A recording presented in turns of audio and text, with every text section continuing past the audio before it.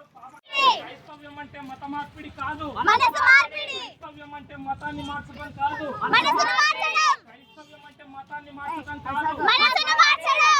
దేశానికి విద్య, వైద్య, ఆరోగ్యాన్ని ఇచ్చినటువంటి క్రైస్తవ్యం, మనుషులు అందరూ సమానం అని చెప్పే క్రైస్తవ్యం, మనుషులందరూ సమానం అని చెప్పే క్రైస్తవ్యం, అందరూ సమానం అని చెప్పే క్రైస్తవ్యం,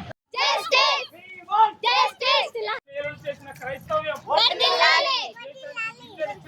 క్రైస్తవ్యం, దేశంలో ఆడవారికి చదువు నేర్పిన క్రైస్తవ్యం, క్రైస్తవుల మీద దాడులను, క్రైస్తవుల మీద దాడులను క్రైస్తవత్వం వర్ధిల్లాలి, వర్ధిల్లాలి, వర్ధిల్లాలి, క్రైస్తవత్వం వర్ధిల్లాలి.